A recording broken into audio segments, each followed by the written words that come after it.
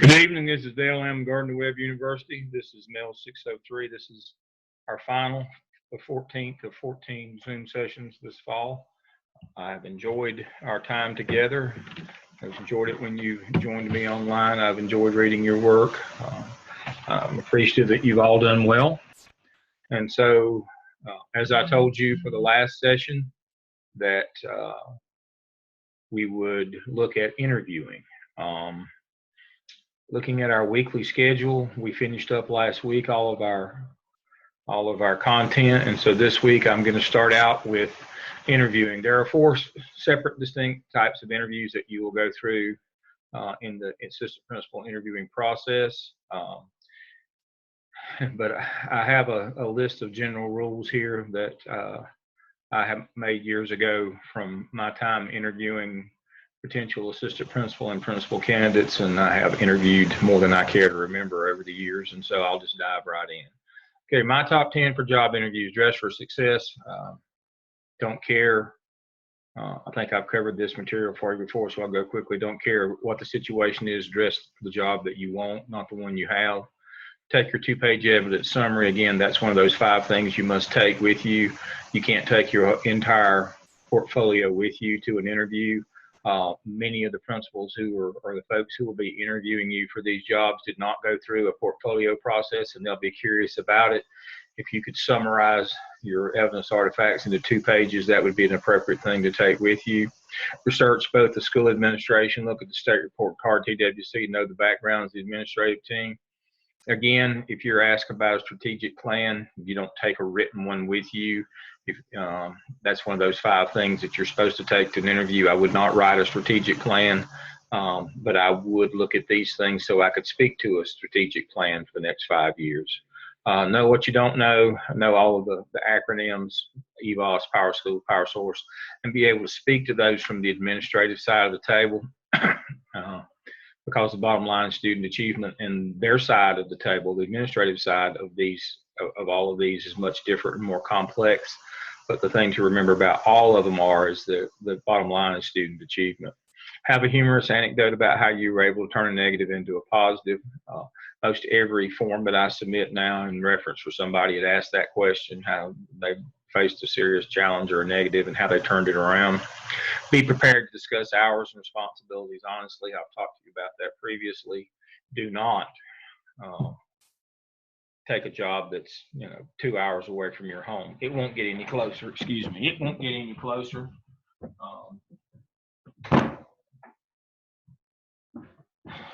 The job location will not get any closer, and your home responsibilities won't get any easier or less. And when you take this job, you need to be prepared to speak to that honestly. Know your strengths and weaknesses, and you can outline those. And if you have weaknesses, always have a plan in place for how you're going to deal with those. Don't engage in negative talk or gossip. Word gets around. Don't discuss salary, experience steps, national board pay, etc. with the people that are interviewing you.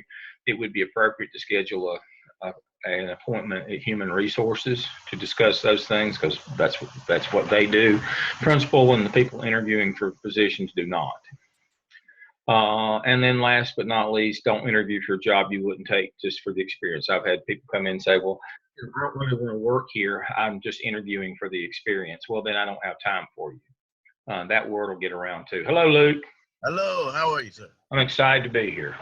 Santa Claus is back in town. This is my day job. I can't make it just working one night a year. Oh. What do you get me? A passing grade. A passing grade? Okay. A passing grade. That's about the best I can do this time of year. My heart's just a little bit hard this time of year, I tell you. I had a lot of work come in today, but that's okay. Oh, when can we turn everything in? You can keep on turning in. Okay. They won't close Blackboard till probably close to next semester. Oh, okay. But you can just keep turning things in. All right. Everybody made their points to get a passing grade this semester, so not worried about that. Just it's mostly now for you in terms of making sure you don't get behind with your evidence artifact work going to 604. So that's the most important part. That's E. That's right. Yeah. So don't worry about turning things in for me. I've already, class grades have already gone out. Yeah. They went out today, and so just keep on working on your work to have it for next semester in terms of your evidence artifact work. And so, not everybody knows this, but every time Luke comes on with me, he gets credit for our discussion board because he's on here with me every time. So Luke's caught up. Luke's doing well. Mm-hmm. All right. So this again is my 10 top things for interviews. That last one, that's kind of a pet peeve of mine. I always worked in kind of tough places, and I certainly didn't want people coming in and wasting my time when I was trying to find good people or trying to find any people that didn't really want to work there, but just wanted to know what questions they wanted the experience of interviewing. The principal's job or the people interviewing you, it's not their job to get you experience. Their job is they're trying to find the best person. And it kind of skews the whole process if people just come running in so they can get an idea of what the questions are going to be so they'll know what to answer when they go to the school that they really want to go to. Well, that's kind of insulting to the other people. Also in this document, and all these documents that I'm going to cover tonight can be found in Blackboard under intern materials on the main menu in Blackboard under intern materials. Now, I have a top 10 for the first faculty meeting, so when you get your job and you go to your new AP position this fall, you might want to read over this because here's some good tips for you for that first faculty meeting. That will be helpful to you to get off on the right track and get off on a good start, positive start. And so I won't go through all those tonight. I've got so much material, but again, when you get hired this year and you get to go to that new job, you might want to dial this up and look at this because there's some good tips for that first faculty meeting on this one. So this is my top 10 for job interviews, and the second half is top 10 for the first faculty meeting. All right. As I told you,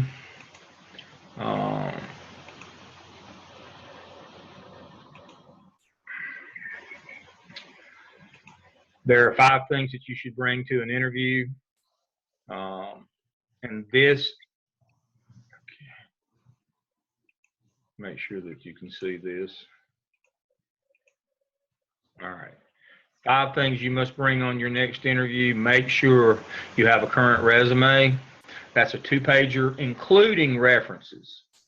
And make sure that your references are current, and make sure that their contact information is current, because they do actually send us, call us, email us, send us these electronic forms to fill out. So make sure your references are current or their contact is current. But a 2-page resume, make sure it's chronological from pretty much from high school. You don't have from high school.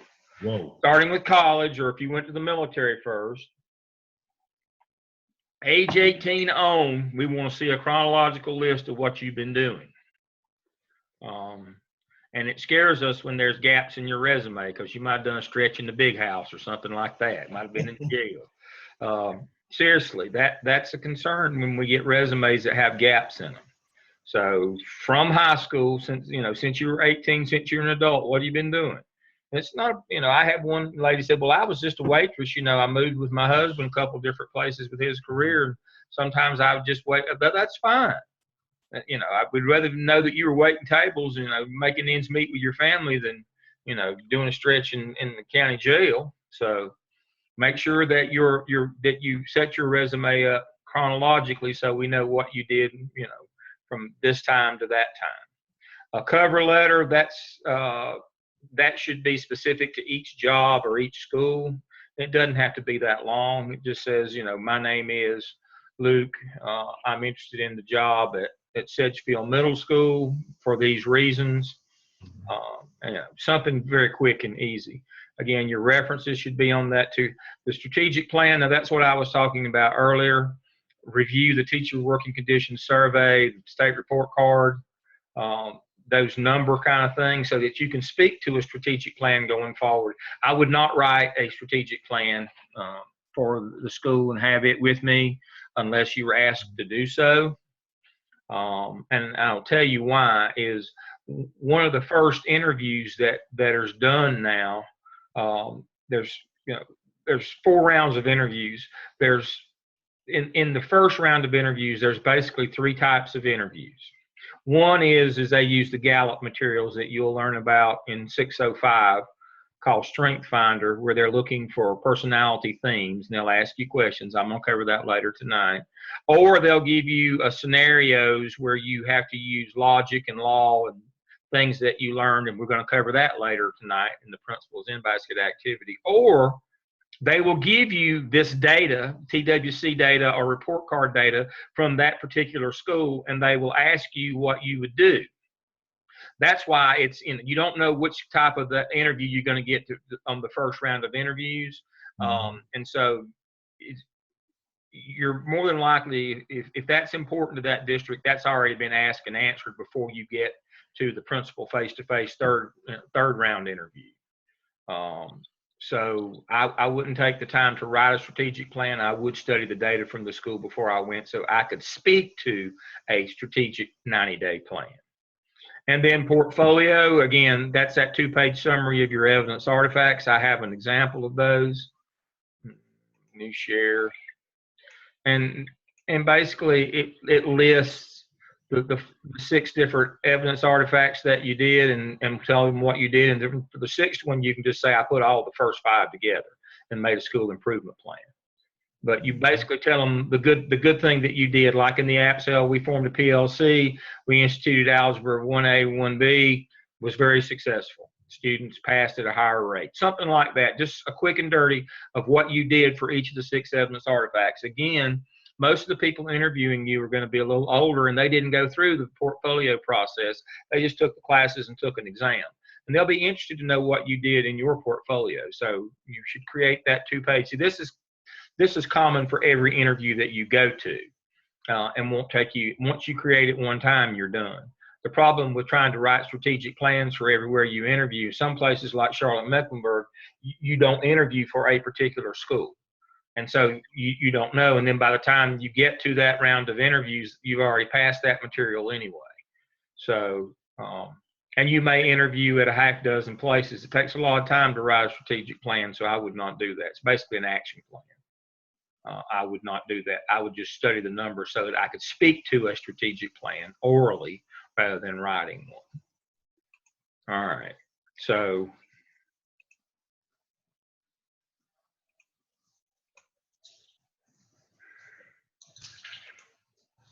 that ends the 5 things that you should bring on your interview.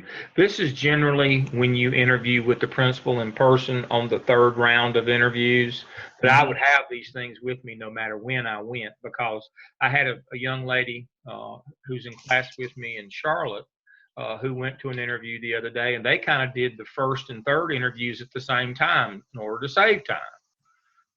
They need somebody quickly for 2nd semester. And so they combined the 1st round of interviews where they gave her a set of scenario numbers, and she was to speak to those in terms of a strategic plan. But then they also did the principal interview at the same time. So she came in, they gave her the data set, they went over the data set with her in terms of a strategic plan, and then they broke right into the interview. So it was kind of a combo. So you need to be prepared. So even though you think you might just be walking in to answer a set of questions, you need to have your materials with you. You need to be prepared when you walk in. You need to have your resume. You need to have your cover letter. You need to have your references in your resume. You need to be prepared to speak to a strategic plan, and you need to have your 2-page summary of your evidence artifacts, your portfolio, every time you go to any kind of an interview, because you never know how it's going to go. It may be a combo interview like Lorraine had recently, but she was prepared, so everything was good. All right, so that kind of covers the generic part of interviewing. Now let's move to specifics. Do we go for just principal, or do we go for vice principal or anything? Whatever you feel comfortable with.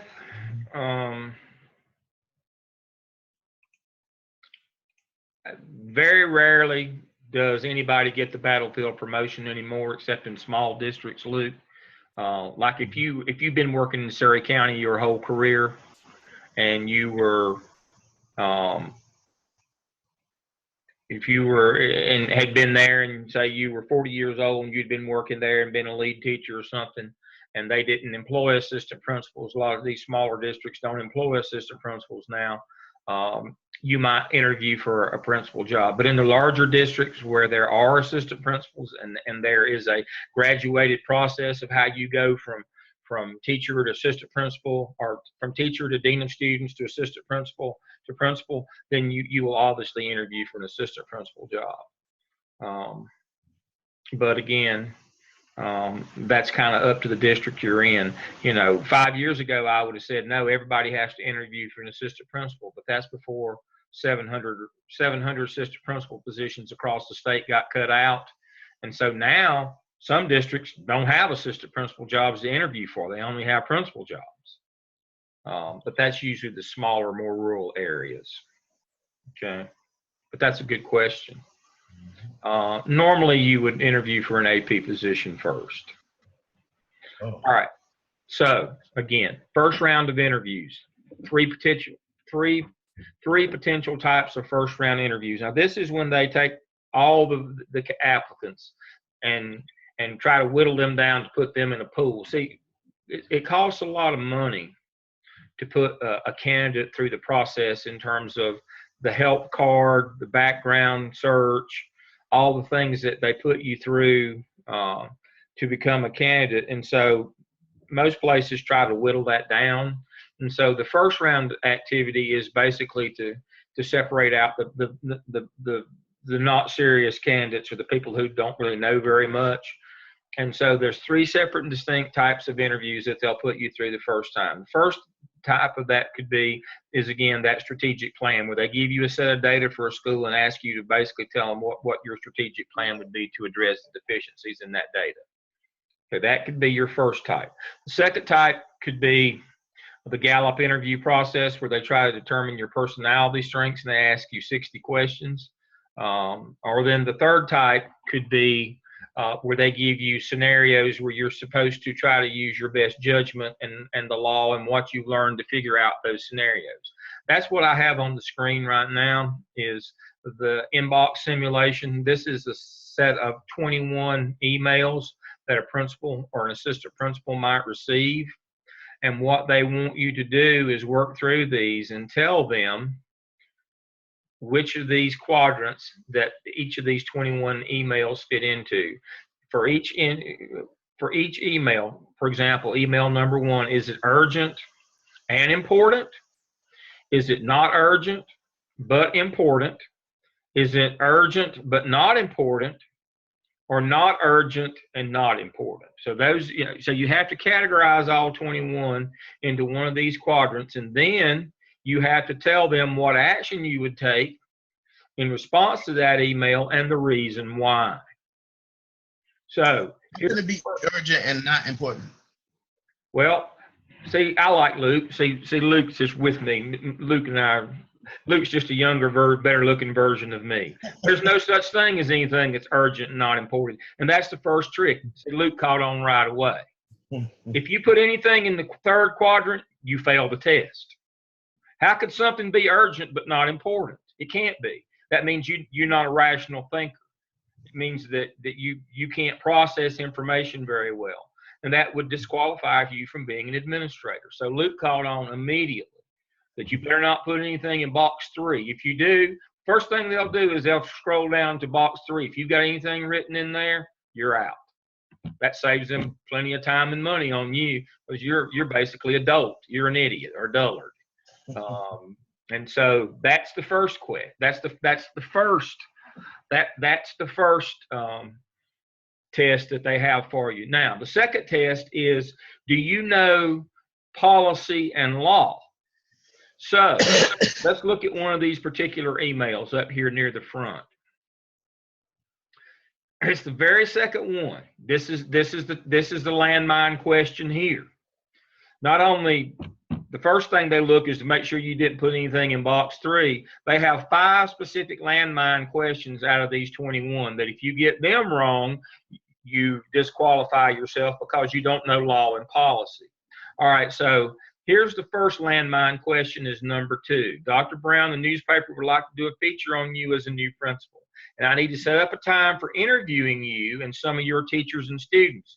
Please respond as soon as you receive this email and let me know a good time to come out, visit you.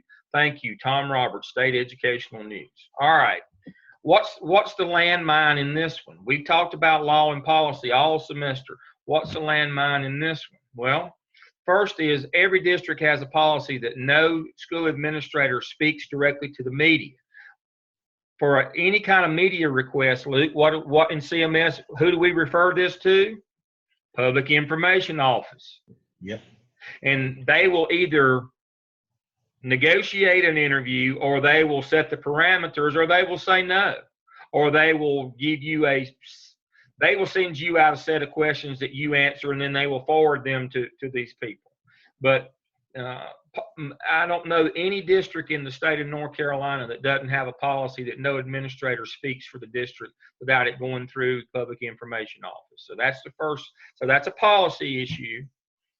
Okay, the second part of this is a legal issue. What is he asking to do? He wants to interview teachers and students. Is he allowed to interview students, put them on camera? Nope. Absolutely not. They'd have to have parent permission to do something like that. Mm-hmm. And I wouldn't ask parents to do it anyway because of FERPA laws. You remember that the week we went over FERPA, the Federal Educational Privacy Act? Yeah. And I told you then that it covered more than just special ed, that it covered access and media, and kids can't be recorded, they can't be videoed, they can't be taped. Right. It's against the law to do that with minors because of all these bullying and sexting and all that stuff that we covered last week on harassment and exposing kids via media. Yeah. So that would be a complete no-no if you did that. And even I wouldn't do it even with parental permission. I just wouldn't. It's just too big a time bomb now. It's just, it could go off on you anytime. So this one has a policy and a law issue in it, and you should know that. And so the answer would be this one is, it's important, but it's not urgent.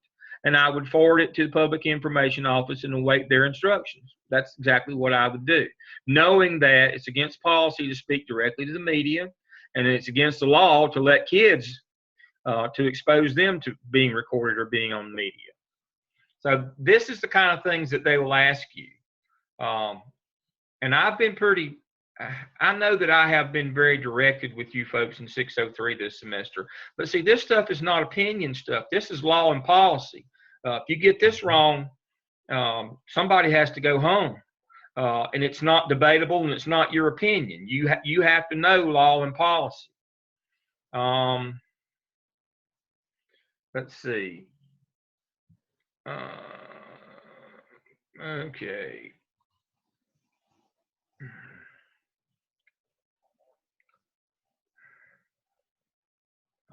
One of these basically, all right. This one is the purpose of this email is requesting approval to study on the impact of new leadership at the Scott level. All right. This would be an ethnography. It doesn't matter what it is. Anybody that wants to conduct a study, this one is important but not urgent. This one will be forwarded to the appropriate person in the central office that handles institutional review board requests to do research. Just like you folks in 602, hopefully, I require all my students to do the CITI IRB, where you learn how to handle data. Until recently, that was a requirement in 602. I still require it in 602.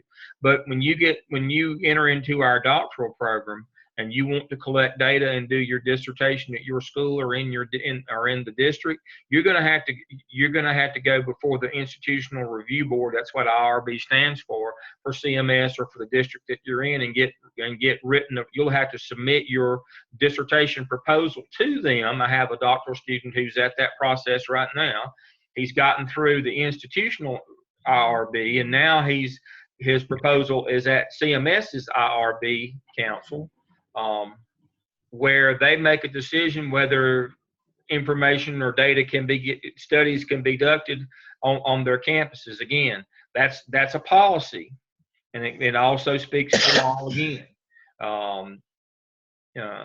Principals cannot give approval for those kind of studies. It goes to the institutional review board. Principals also cannot grant the use of facilities. We covered that one night when we talked about facilities. A church comes to you and wants to use your gym on Sunday for church. That's not you. That's your community use of schools division that makes that decision. Usually that's somebody in the same office as the athletic director. Right. And can they use the parking lot? No, they can't use any part of the school grounds without permission from that group. Usually that group will allow them if they're a legitimate group, but it's for liability issues, and they also may charge them some sort of fee. One of the most tragic stories that I know of in my career involved this kind of thing. For those of you who have been around a little while, I was a high school principal 20-something years ago, and I interviewed this young man who came to us from the state of Florida. His name was Jerry Winklejohn, and I really liked him. He didn't have any high school experience. His experience was middle school, but the reason I interviewed him was that I was on the middle school principal placement committee, because I had been I actually was a junior high principal in Charlotte. I was not a middle school principal. I was a junior high principal. But what they usually did was they had people, that weren't in that area, on principals that were on that committee. And so I was on that committee, and I interviewed this young man, and I recommended him for a job, and he got a job in CMS. He became principal at Ranson Middle School. Was doing a bang-up great job. And he was involved, he was a young man, and he was involved in a flag football league. And so he played in the league. And so he allowed the league to play at his school at Ranson on the weekends. Unfortunately, Jerry dove for a pass during the league and broke his neck, paralyzed from the neck down. He continued on as principal for a little while. They handicapped, but anyway, he went to the central office, but his health deteriorated. But the point of the story is my understanding is they did not go through community use of schools, and so he did not have workman's compensation because he was not technically hurt on the job, and he didn't have his time in for retirement, so he couldn't retire early because he was not injured in the line of duty. I don't want to speak for him, but what a great guy. But one of those situations where if they had just filled out the paperwork, might have been a small charge, but Jerry came from Florida. I'm not sure he understood that in North Carolina, the principal does not have the authority to lease or lend or rent out facilities. That has to go through community use of facilities. That's directly in that CMS policy that I read you earlier this year. That one, if you'll remember, that one is specific to that you must go through that process. So that's the trick question there.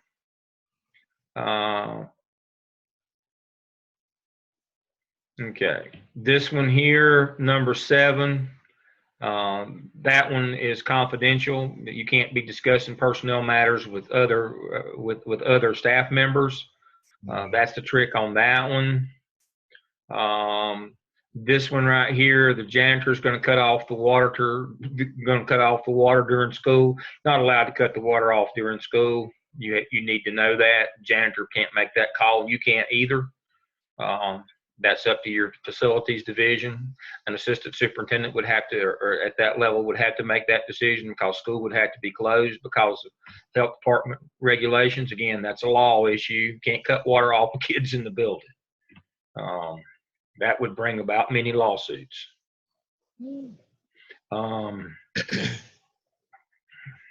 So, are they supposed to cancel the school classes if something then does happen? Yes. Like the fight? But what he's asking to do is knowingly turn it off when kids are going to be there. I mean, sometimes water lines get break or hit or whatever, and you can hold kids for up to about 2 hours, but then you have to dismiss school and get kids home. 2 hours is stretching it. You're not supposed to go more than the rule of thumb in CMS is an hour. If water's not going to be on within an hour, if they can't tell you that, then you dismiss school. But you never just say, well, we're going to have school this day, and on this regular school day, just plan on that we're going to cut the water off at noon today. No, no. The health department will skin you. They will fine you for doing something like that. Why? Because the bathroom? Pardon? Because the bathroom? Yeah, because of the bathrooms. Mm-hmm. Could you imagine if all the kids went to the bathroom and couldn't flush? Ooh. Oh, yeah. Health department would be on you. Oh, my Lord. They'd fine you. Oh, it would not be good. The news media would be right behind the health inspector. Wow. They'd kill you. Child abuse assembly, again, that one would have to go through the appropriate people at the central office because you don't know who those people are. It's kind of scary. It says they have many activities and experiences available on child abuse. I don't know that that would not be good. So I will need to leave early each Monday this fall. And you see this last sentence down here, it says, I will stay late other nights. We do not have, what is it we used to call that? When you would make up time later? Oh, Luke, I do too. That's against the law, by the way. That was ruled against the law in 1992 in North Carolina. Comp time. Like if you worked over, that we gave you time off, or if you had to leave early, you had to make it up later on. No, can't do that. That's comp time. Comp time is against the law in North Carolina.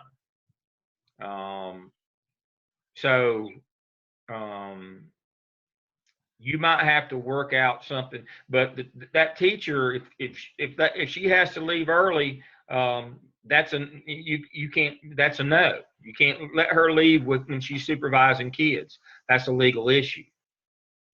And you can't let her leave when she's got duties to supervise kids, number one. And number two, there is no such thing as comp time in this state any longer. That was ruled because what happens is people demand to be paid for that eventually.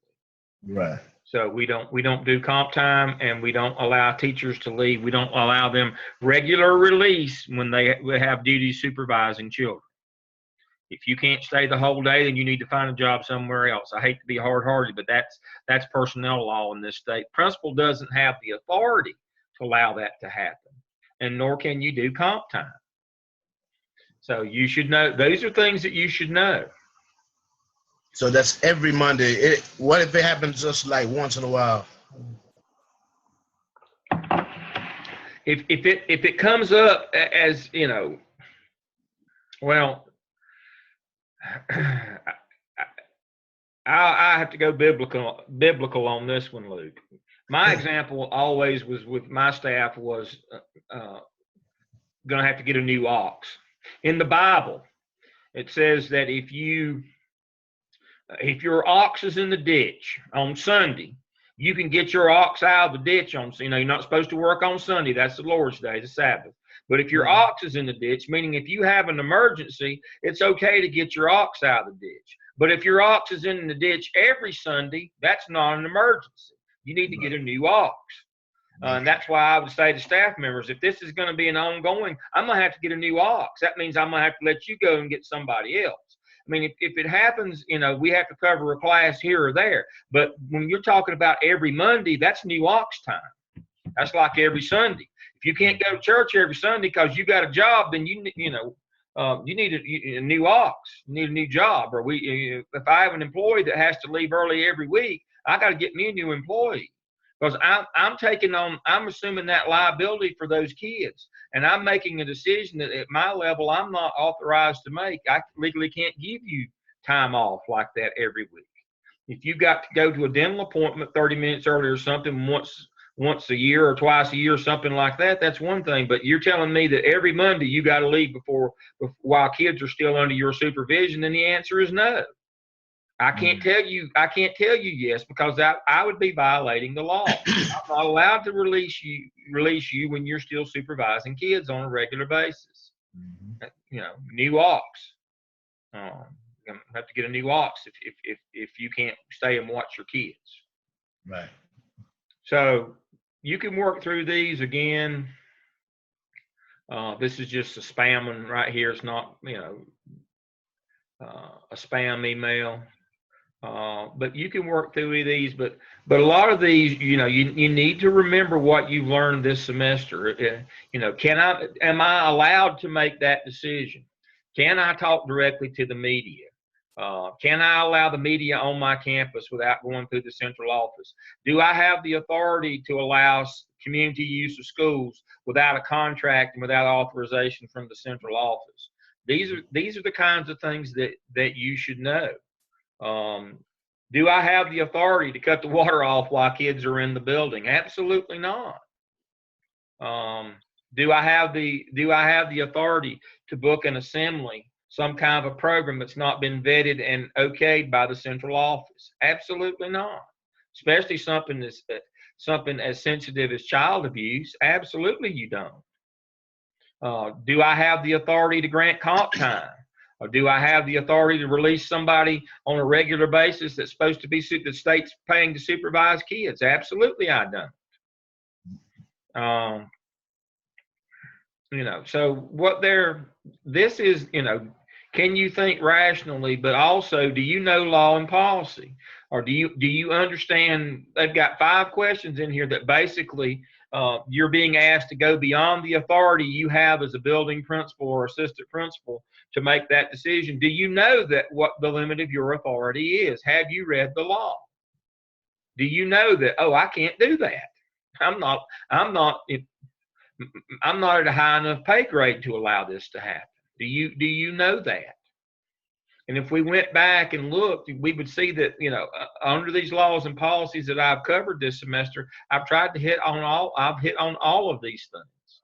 And these are the things. They give you 90 minutes on this one to work through it. All right.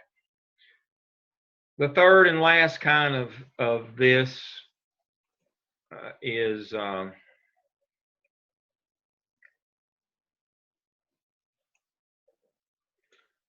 I don't have anything to show you because it's copyrighted materials and I can't upload it, but so I'll read it to you. There's 60 questions that you'll be asked. They're asked in sets of 12, 5 sets of 12. And if you hit the landmine question, there's one landmine question in each set of the 12 questions.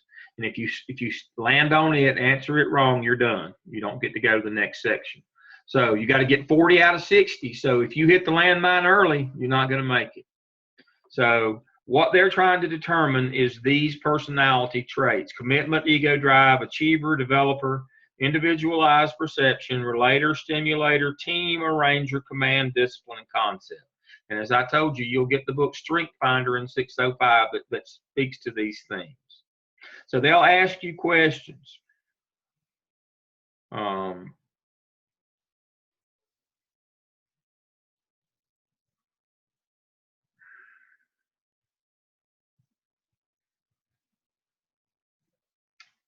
All right.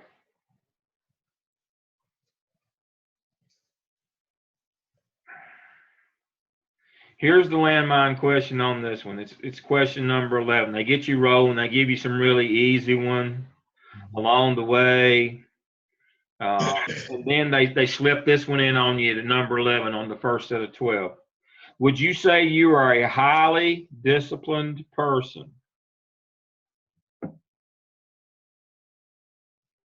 What's the correct answer, Luke? Yes. Would you say you are a highly disciplined person? Yes. That's the correct answer. You're applying for a school administration job. Mm-hmm. And it's a rational bureaucratic organization. Now, people think bureaucratic is a derogatory term. No, that's a type of organization that has levels and hierarchies. Right. Disciplined people, you must have disciplined people to run a rational bureaucracy. I said a rational bureaucracy that has rules and guidelines. See, this is an extension of those 5 questions that I just talked about from that in-basket activity. Yeah. A highly disciplined person knows what decisions that they can make and knows the limits of their authority. And they don't make popular decisions, they make legal decisions. The popular decision is she's a great teacher. She needs to go 10 minutes earlier every week, and everybody in school will be mad if I don't let her go. That's the popular, but a highly disciplined person understands that's not within my purview, my legal limit to allow that to happen. See, this is that same kind of question. Are you highly disciplined? That means, do you follow the rules that make the organization actually stay together and stay rational? Right. When you start making undisciplined decisions, then that rational bureaucracy becomes an irrational bureaucracy, which means it becomes dysfunctional and it doesn't work. We can't allow the inmates to run the asylum. We can't allow teachers to come and go at their own, at their convenience. That's antithesis of what we do in the school business. Every kid must be supervised every minute of the day. All right. They ask you questions. How concerned are you about the personal problems of your teachers? And you should be. Should you treat all teachers the same? No, everybody knows you don't treat everybody the same. All right.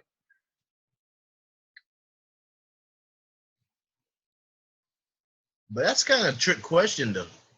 No, it's not a trick question. You got to know that one. You got to know that one. You got to understand that you're talking about highly disciplined. No, you got to understand that's the only way that bureaucracies stay rational is the people that are in leadership positions operate within the rules. Otherwise, they become irrational bureaucracies. And that's when we talk about bureaucracy in terms of being bad and ineffective and all those things. What we're actually speaking of in those terms is an irrational bureaucracy where people don't follow the rules and it just becomes chaos. In order to maintain a rational bureaucracy, you have to have highly disciplined people who follow the rules. No, I mean, like, do you treat all the teachers the same? You said no. No, you shouldn't. No, you should not. But aren't you following the rules? Aren't you following the rules then?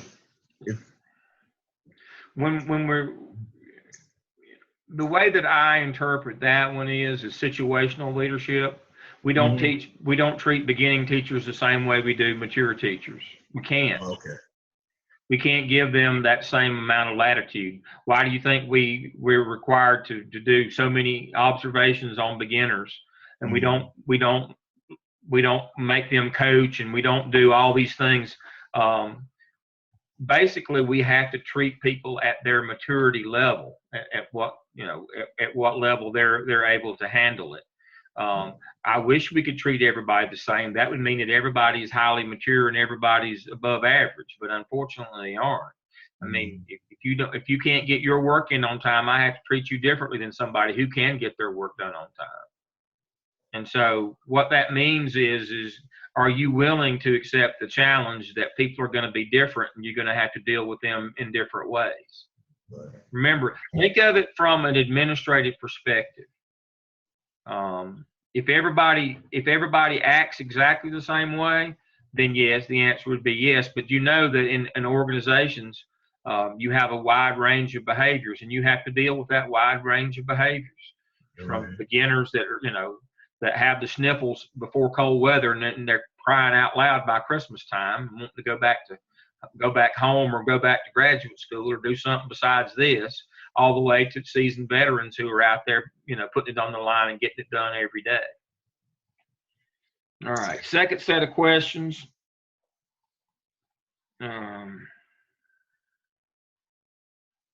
Do you want your teachers to know they can call you anytime, day or night? Do you want your teachers to know they can call you anytime, day or night? Yes. There you go.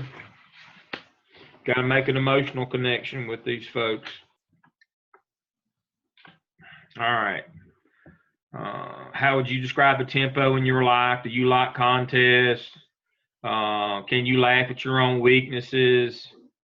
Do you sometimes get tough with people? But here's the landmine question for this one. Are there certain beliefs about which you have no intention of ever changing your mind? Are there certain beliefs about which you have no intention of ever changing your mind? No. The answer is yes. Wait a minute. Wait. Do you have no beliefs that? No. Is there something that you believe that you'll never change your mind about? No intention of ever changing your mind. I believe every kid can learn, and you're not ever going to teach me. You're not ever going to persuade me. When we're talking about beliefs, we're talking about beliefs about schools and children. Okay. And I believe that kids learn at different rates and different capacities, but every kid can learn. You can't write any of them off. There's several things that I believe about schools. I believe you can't punish your way to good behavior, and you'll never convince me otherwise. You cannot punish your way to good behavior in school. You have to have equal amounts of positive and negative. But there are some people believe that that the only way to good behavior in schools is to punish kids. I do not believe that. That means that kids are basically stimulus and response. That's like Pavlov's dog. That they're basically operating at a level of a lower animal if all they respond to is punishment. That's one of those things that I believe, that you can't just punish kids to make them behave. I mean, that's not a rational process. All right, here's the drop dead question on this one. This is the biggie. This is the most important question of the whole 60. If the pay were the same, the salary were the same, would you prefer being a principal or a teacher? Principal. There you go. You're interviewing for an administrative job. If you tell them you want to work with kids, or they might phrase it like, would you prefer working with children or adults? If you say children, they'll let you stay in the teaching business. We're looking for people who want to work with adults. That's their goal, is to work and supervise adults, not children. All right. And then, are you a peacemaker? Have you had selling experiences? Do you always do your homework? And should you have close relationship with those with whom you work? Yes, you should. What's the responsibility of the school when you hire a teacher to make them successful? And then the last of the landmine questions is, are you an on-time person? Are you always on time? Yes. There you go.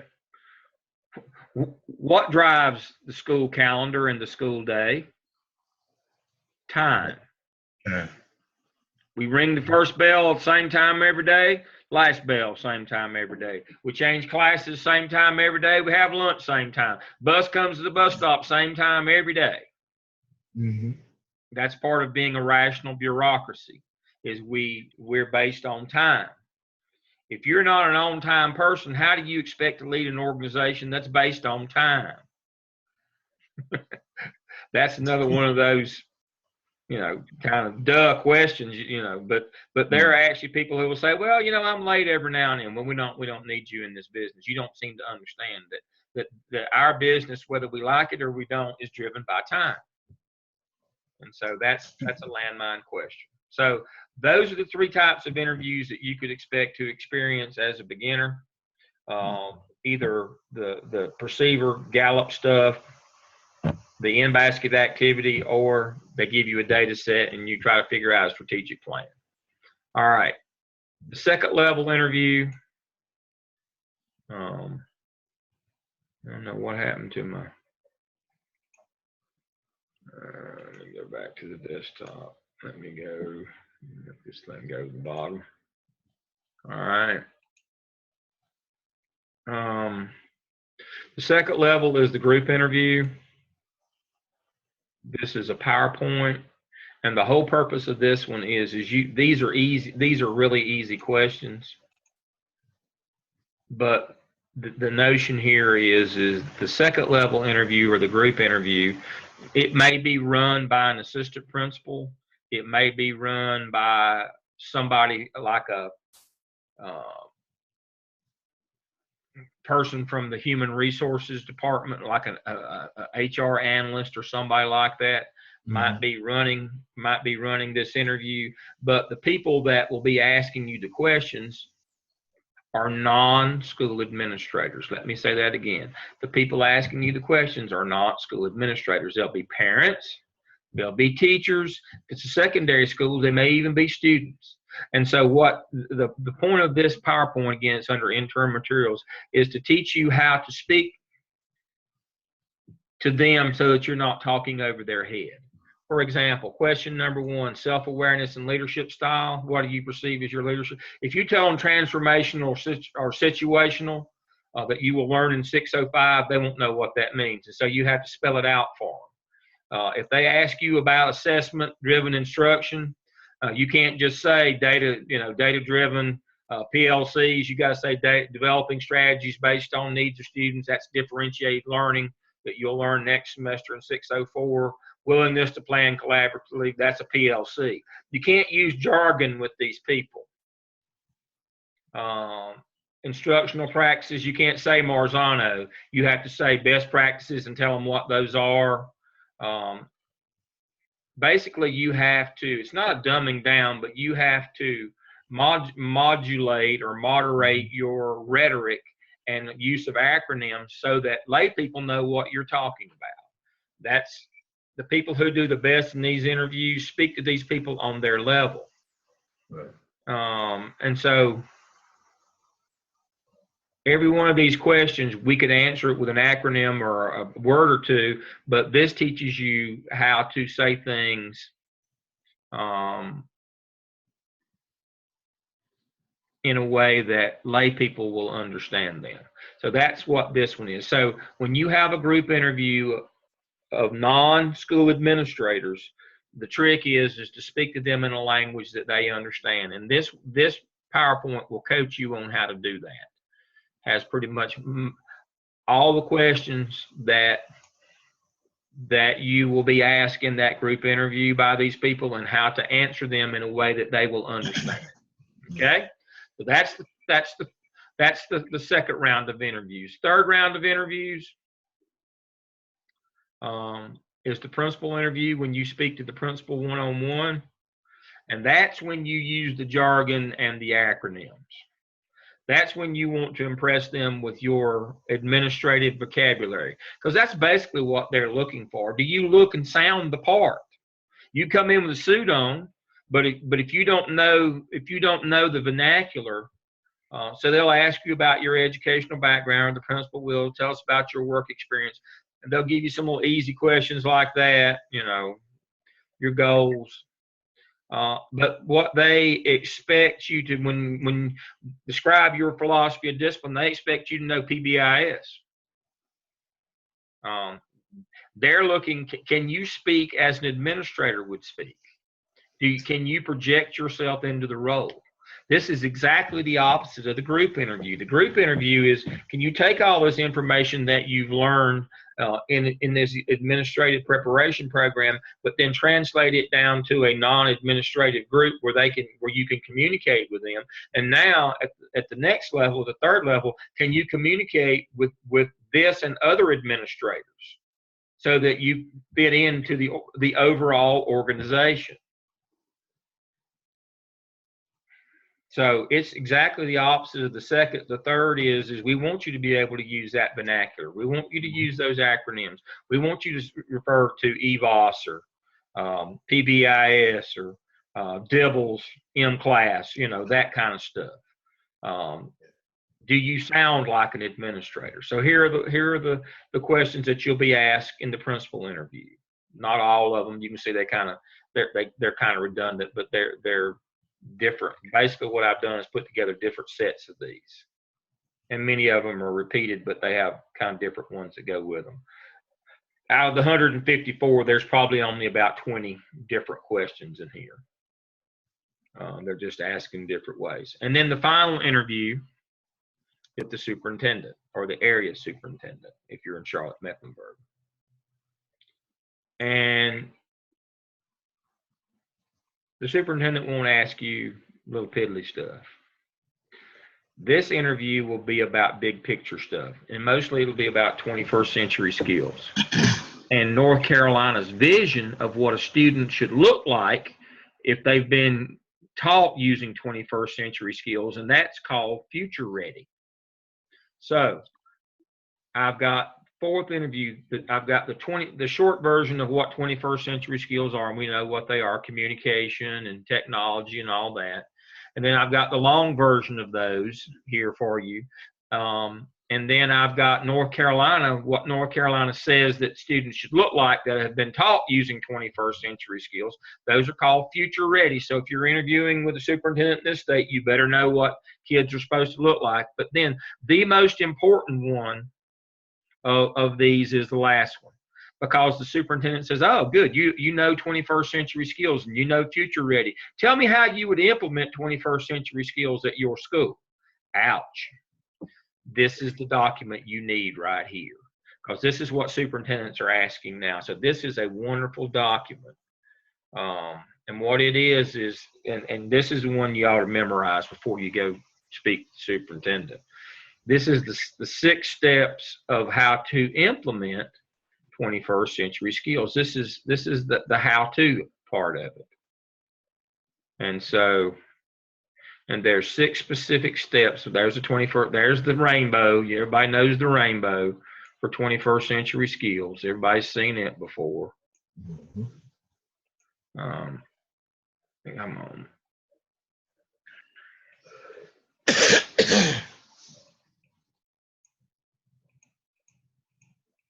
So the superintendent won't just ask you what are 21st century skills.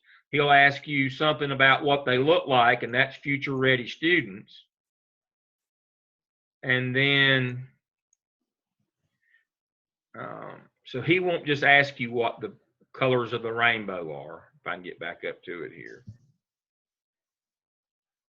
Here it comes. He won't just ask you about that. He'll assume you already know that, what 21st century skills are. Life and career skills, learning, innovation, information, media, and technology, that you'll know those. But what he's going to ask you is what they look like in practice. Well, they look like future ready students.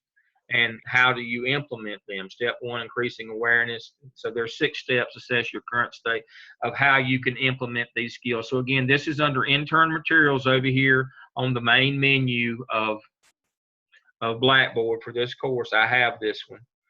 So if you get to that last level with the superintendent, make sure you study future ready students, because that's what 21st century skills is supposed to look like in North Carolina. And this one on how to implement the 21st, because that's the kind of things that the superintendent will ask you. So those are the 4 levels of interviews that you could go through. The first level, the cattle call, where you could be given scenarios, you can be given data, or you could be doing a leadership inventory from Gallup. Those questions that I asked Luke earlier. Second level is a group interview where the to see if you can communicate with stakeholder groups like parents, students, and teachers who are not school administrators, that you can speak to them on their level.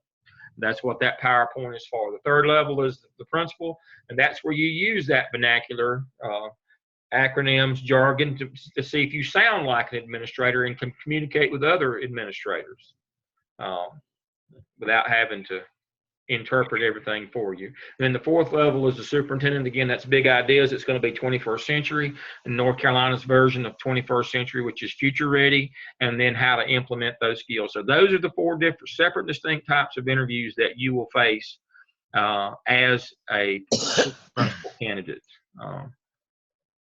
That's what you're looking at. It's a long and arduous process.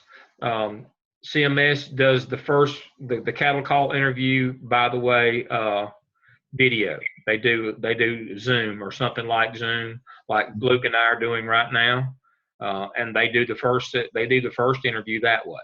You don't even get to come in, or don't even get to see a person. They do a scenario interview to start with.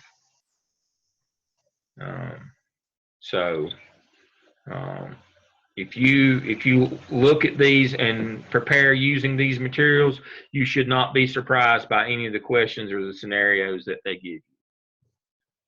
And after all, you got in this program to get a job.